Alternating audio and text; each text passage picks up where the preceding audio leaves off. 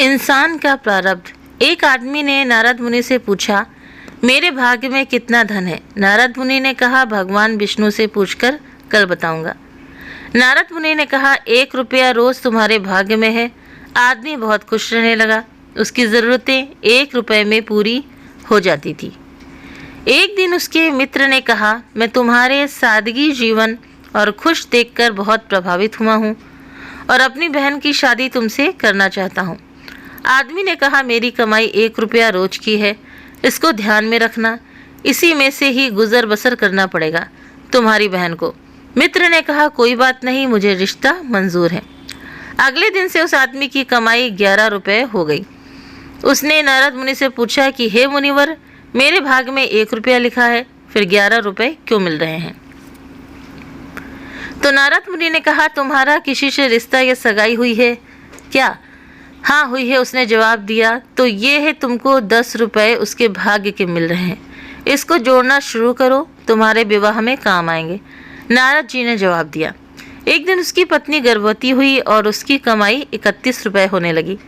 फिर उसने नारद मुनि से पूछा, हे मुनिवर, मेरी और मेरी पत्नी के भाग्य के 11 रुपये मिल रहे थे, लेकिन अभी 31 रुपये क्यों मिल रहे हैं? क्या मैं कोई अपराध कर रहा हूँ या किसी त्रुटिवश ये हो रहा है? मुनिवर ने कहा, ये तेरे बच्चे के भाग्य के 20 रुपये मिल रहे हैं। तो हर मनुष्य को उसका प्रारब्ध यानी कि भाग्य मिलता है। इसके भाग्य से घर में धन किसके भाग्य से आता है? घर में धन दौलत आती है, हमको नहीं पता, लेकिन मनुष्य अहंकार करता है कि मैंने बनाया, मैंने कमाया, मेरा है, मेरी मेहनत है, मैं कमा रहा हूँ, मेरी वजह से हो रहा है। मगर वास्तव में किसी को पता नहीं कि हम किसके भाग्य का खा रहे हैं। इसलिए अपनी उपलब्धियों पर अहंकार कभी नहीं करना चाहिए। जो हमसे जिसका रिश्ता जुड़ा हुआ है, जो हमारे बच्चे हैं, हमारे पति हैं, हमारे माँ बाप हैं, जो भी हैं, तो कहते नहीं कि जो भी आता है वो अपना प्रारब्ध लेकर आता है।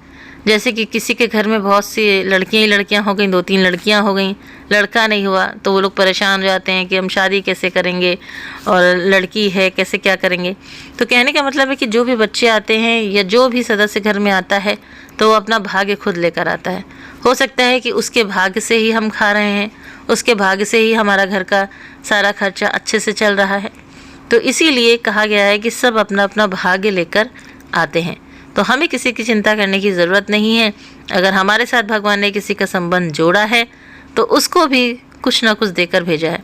तो उम्मीद करते हैं ये दृष्टांत आपको समझ में आया होगा, पसंद आया होगा। वीडियो पसंद आया हो तो वीडियो को लाइक, शेयर, सब्सक्राइब करना ना भूलें।